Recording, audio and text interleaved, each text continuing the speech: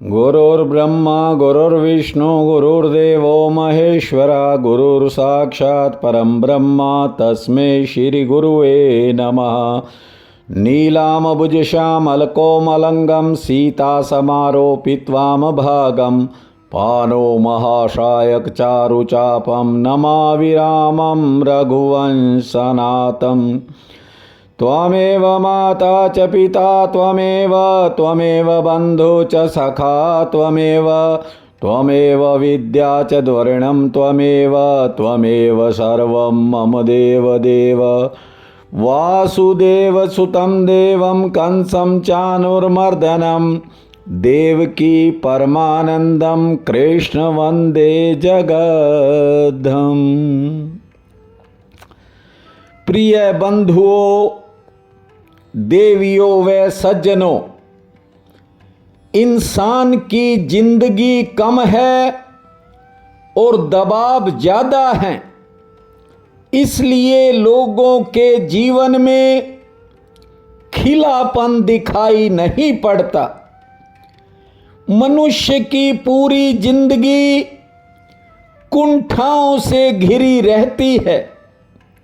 इसका मुख्य कारण ये है कि कभी लोक लाज का डर, कभी समाज का डर, संबंधों के भय से आदमी पूरी जिंदगी अपने आप को दबाए ही रखता है। हालातों के कारण ऐसे समझौते भी हो जाते हैं कि जिनके लिए इंसान पूरा जीवन पछताता है। और मजे की बात यह है कि इसके लिए आदमी खुद ही जिम्मेवार होता है। चाहता तो जी सकता था, जीवन का फूल खिल सकता था, लेकिन आप सब अनुभवी लोग हो। आपने भावनाओं में बहने के कारण बड़ी बड़ी पीड़ाओं को झेला है। लेकिन भविष्य में एक बात का ध्यान रखो कि सबकी सुनो, सबको समझो, किंतु किसी के पीछे मत चलो। स्वयं का अनुसरण करो। सबको समझो, लेकिन जाओ अपने पीछे।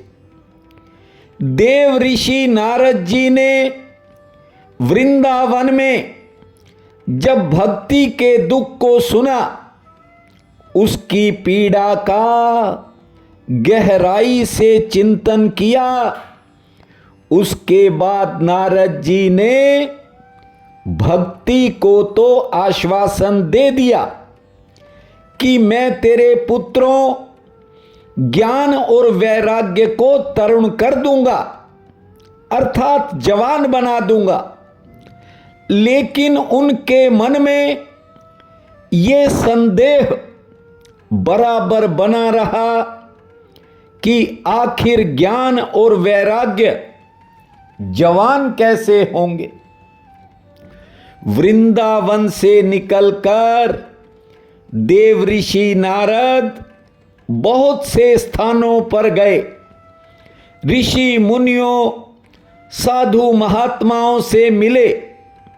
सबने अपनी अपनी समझ के अनुसार नारद जी को अनेक तरह के उपाय भी बतलाए। लेकिन नारद जी का मन किसी से संतुष्ट नहीं हुआ। अंत में नारद जी बद्रीनाथ पहुंचे हैं, जहां उनकी भेंट सनकादिक ऋषियों से हुई। सनकादिक ऋषि आदि काल से हैं। सनक, सनंदन, सनातन और सनत कुमार, ये उनके नाम हैं। ये सदैव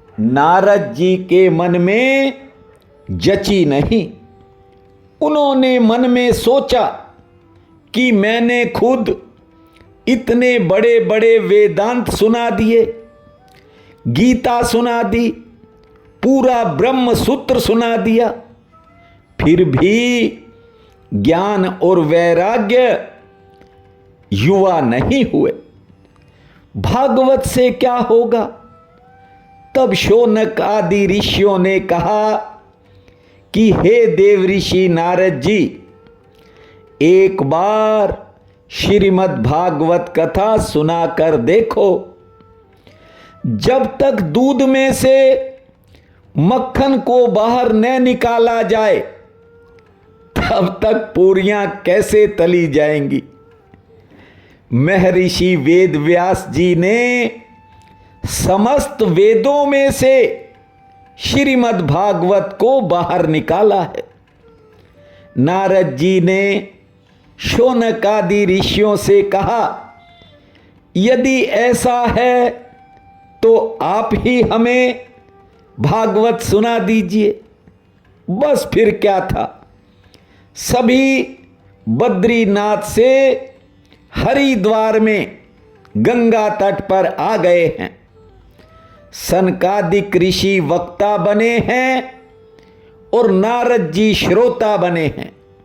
जानते हो, इस बात की खबर तीनों लोकों में फैल गई।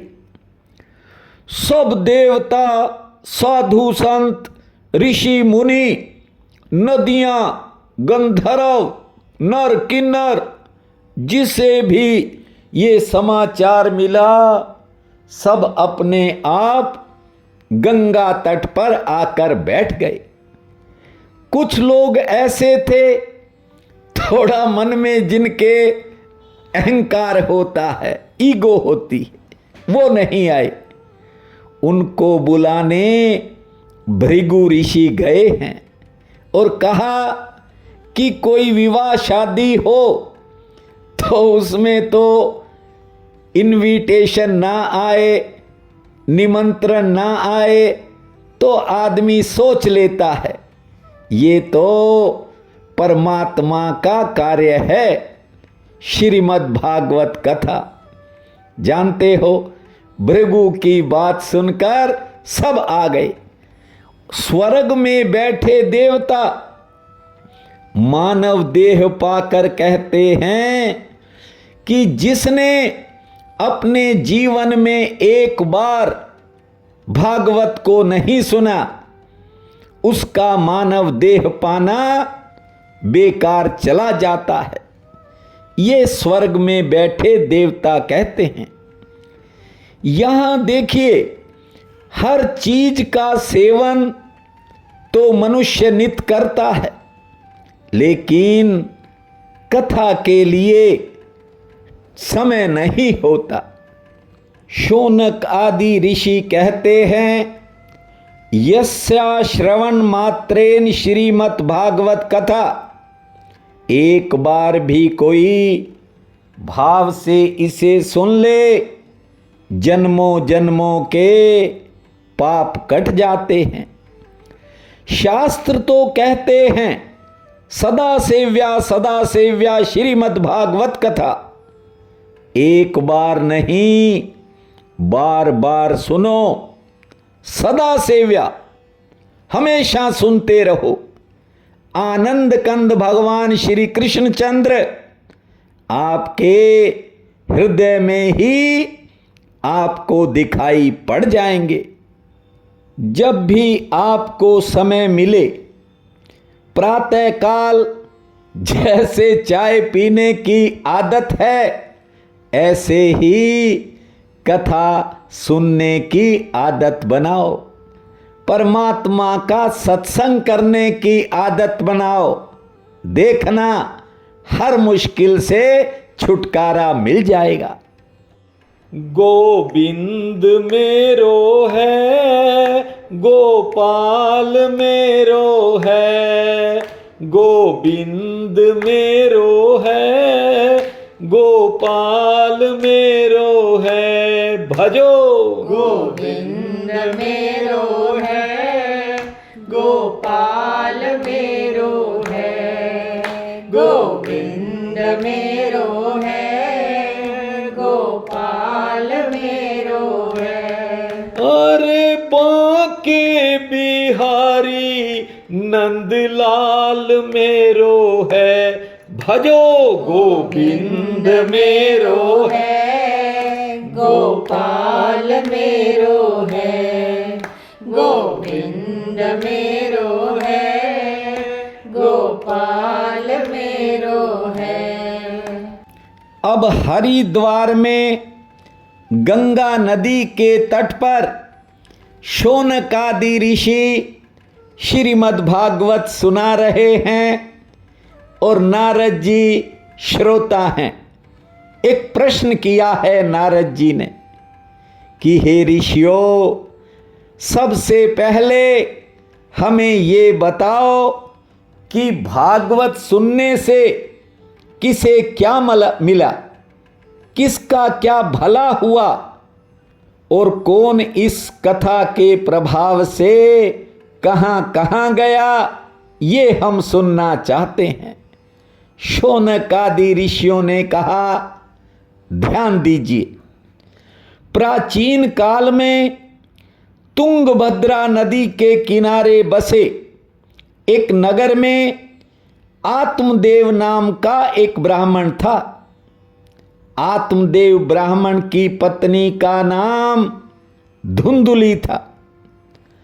आत्मदेव सदाचारी थे, अपने कार्य में निपुण थे, लेकिन उनकी पत्नी धुंधुली जो थी वह थोड़ी कृपण और झगड़ालू किस्म की औरत थी। घर में सब कुछ था, लेकिन इस दंपति के भाग्यवश संतान नहीं थी।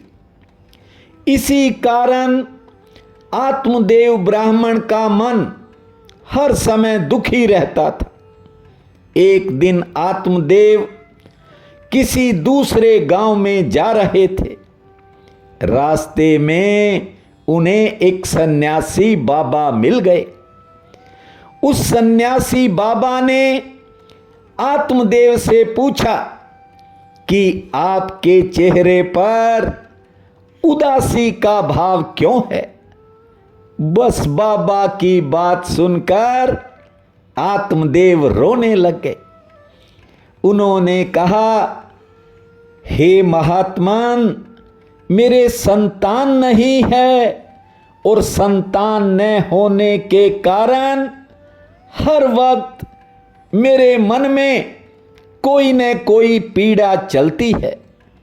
इतना ही नहीं, संतान न होने के कारण देवता मेरे द्वारा दिए गए दान से प्रसन्न नहीं होते। मेरे घर में गाय तक बांझ है और जब भी मैं कोई वृक्ष लगाता हूं, कोई पेड़ लगाता हूं, तो उसके भी फल नहीं आते। और यदि मैं बाहर से कोई फल खरीद कर लाता हूं, तो वह भी फीका या खराब निकल जाता है। सन्यासी ने पूछा, अब आप कहां जा रहे थे?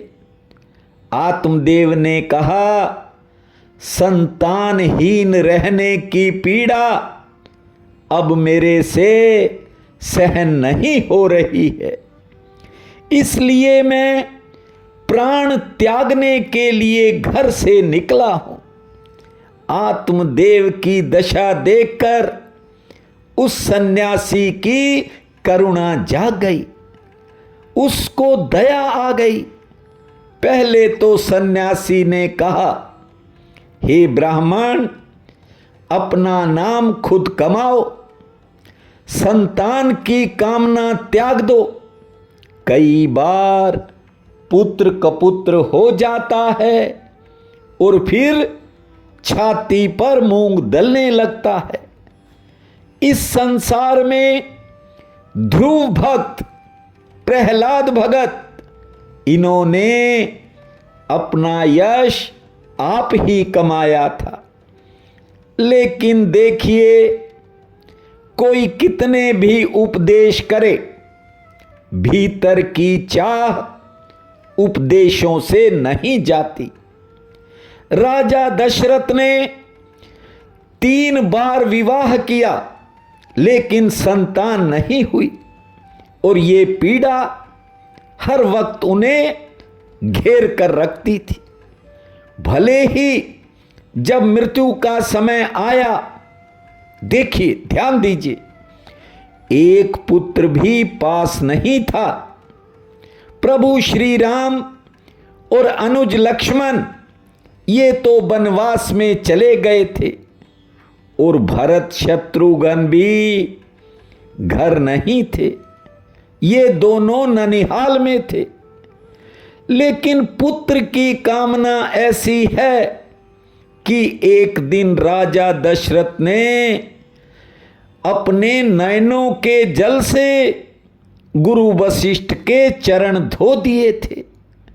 तब जाकर के पुत्रेष्टि यज्ञ के प्रभाव से 4 पुत्र मिले थे। लेकिन अंत देखिए, मृत्यु के समय एक नहीं था। फिर आत्मदेव तो साधारण ब्राह्मण है, उसे सन्यासी की बात बताओ कैसे समझ आएगी। ध्यान दीजिए, हमारे भीतर ये जो आत्मा है ना, ये ही आत्मदेव है। और पत्नी धुंधुली यानी ये जो बुद्धि है, ये हर समय विषयों वासनाओं में भटकती है, इसी कारण जड़ रह जाती है। जानते हो, आत्मदेव ब्राह्मण जितना धन कमाते थे, आधा दान कर देते थे। लेकिन ये कोई प्रारब्ध का प्रकोप था या फिर भाग्य कि घर में पेड़ लगाते तो पेड़ फल नहीं देता था, खरीद कर लाते तो खराब निकलता। पत्नी को छोड़ो, घर की गाय भी बांझती। लेकिन कामनाओं के चक्कर में कई बार इंसान जिद कर लेता है।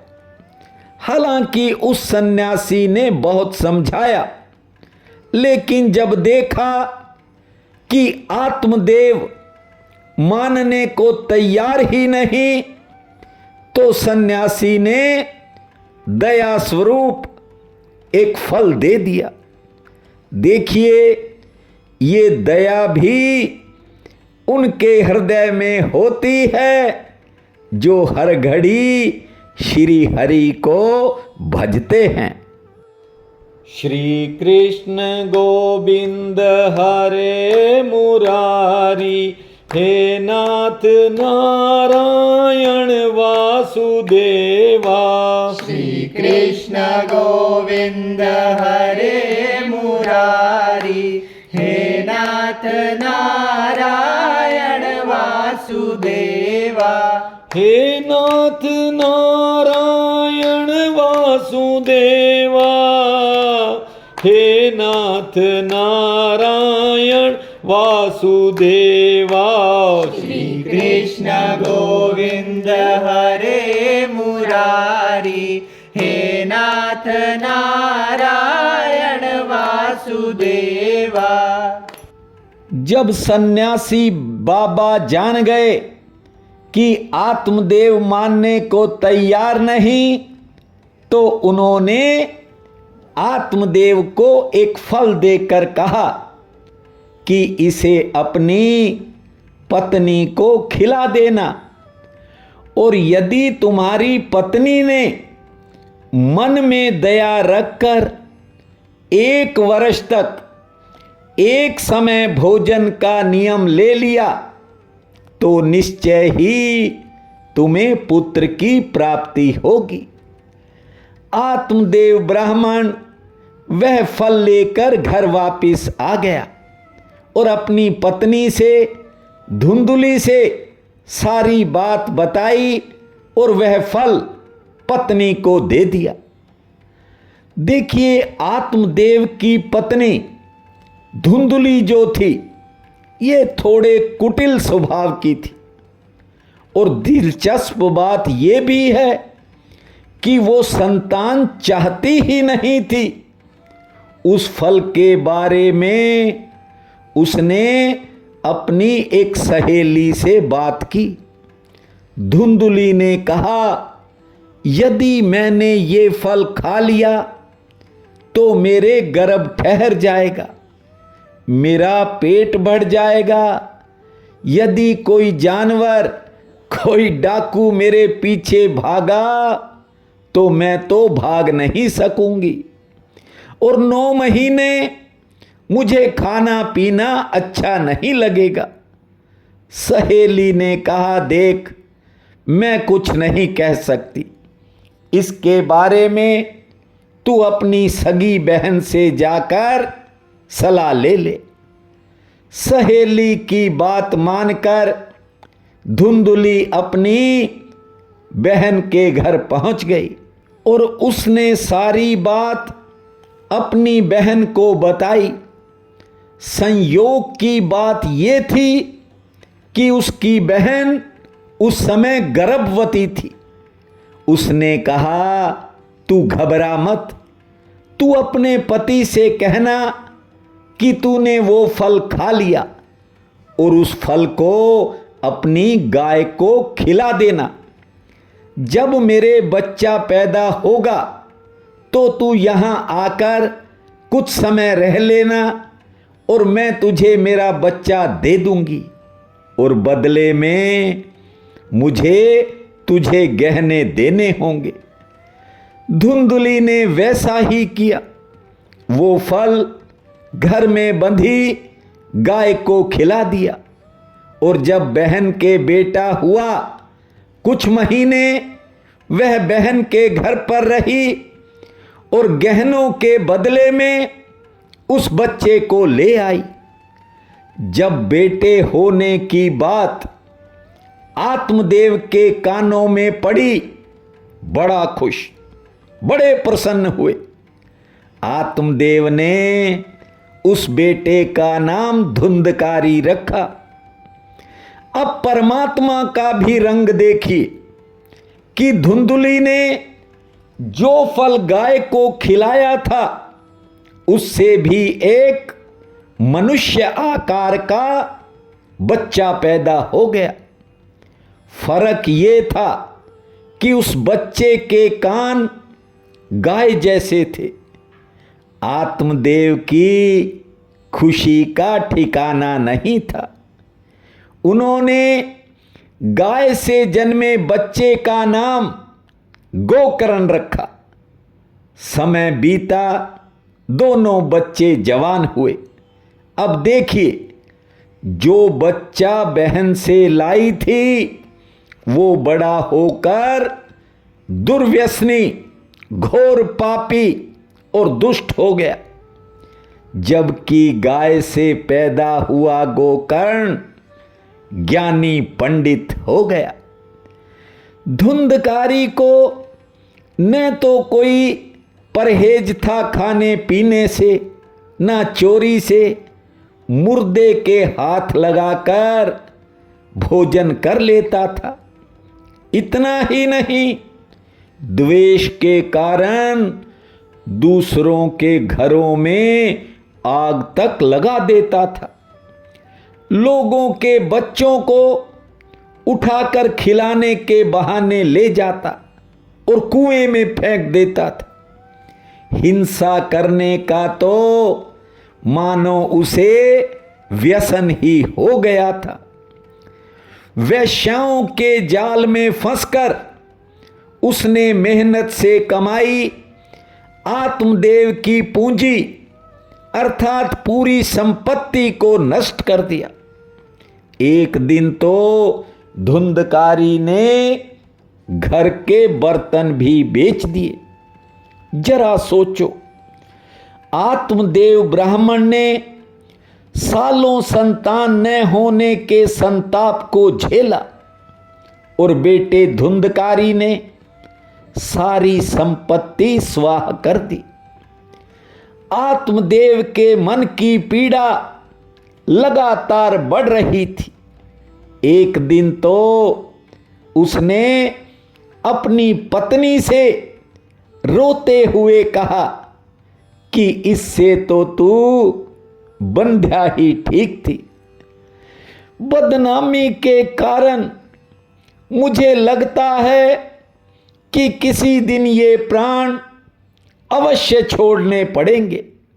न जाने किस कर्म का पाप जाग गया।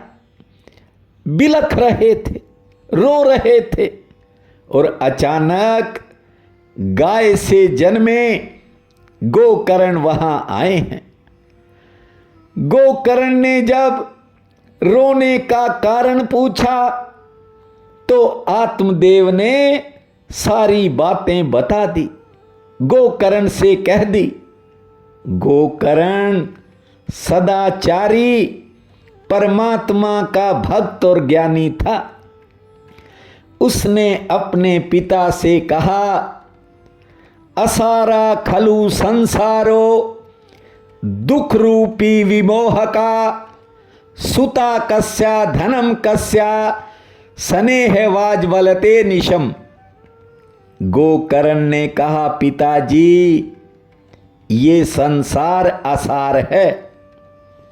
ये संसार ही दुख में डालता है, मोह में डालता है। यहां कौन किसका पुत्र है? ये धन किसी का नहीं हुआ, बस सांसारिक लोगों के मन का भ्रम है। संतान के स्नेह में प्राणी दिन रात ऐसे जलता है जैसे दीपक में बाती जलती है। हे पिताजी, न तो राजा इंद्र सुखी है और ना ही संसार का कोई चक्रवर्ती राजा। अब इस मोह को छोड़ दो कि ये मेरा पुत्र है। सब कुछ छोड़कर वन में चले जाओ। आत्मदेव ने पूछा कि मुझे वन में जाकर क्या करना चाहिए? बेटा, मैं तो मूर्ख हूं, अपंग की तरह इस घर रूपी अंधेरे कुएं में ही पड़ा रहा। बेटा गोकर्ण, तुम बड़े दयालु हो, मेरे उद्धार का रास्ता दिखाओ। तब गोकर्ण ने कहा, ये जो शरीर है रक्त हड्डियों और मांस से बने एक पिंड से ज्यादा कुछ नहीं है, और वो भी तब तक है जब तक इसमें चेतना के रूप में आत्मा निवास करती है। ये जानकर, ये समझकर मोह का, माया का त्याग करना चाहिए। यहां कुछ भी स्थायी नहीं है। भगवान का भजन ही सबसे बड़ा धर्म है। भोग की लालसा को अपने पास भी मत फटकने देना। हे पिताश्री, वनों में जाओ, अपनी बुद्धि में थोड़ी दृढ़ता लाओ। 60 वर्ष की उम्र आपकी हो चुकी है। कितना जीवन बचा है? उसे जो बचा है श्री कृष्ण को प्राप्त करने में लगाओ। पुत्र की वाणी सुनकर आत्मदेव तत्काल वनों में चले गए और गोकर्ण तीर्थ यात्रा पर निकल गए। धुंधकारी को पीछे से वैश्याओं ने कैसे मारा, धुंधली और आत्मदेव की मृत्यु कैसे हुई, ये कथा आपको कल सुनाएंगे। अब 1 मिनट के लिए श्री हरि के संकीर्तन को गाएंगे। हरि शरणम हरि शरणम हरि शरणम हरि शरणम हरि शरणं हरि शरणम हरि शरणम हरि शरणं हरि शरणम हरि शरणम हरि शरणम हरि शरणम हरि शरणम हरि शरणम हरि शरणम हरि शरणम हरि शरणम हरि शरणम हरि शरणम हरि शरणम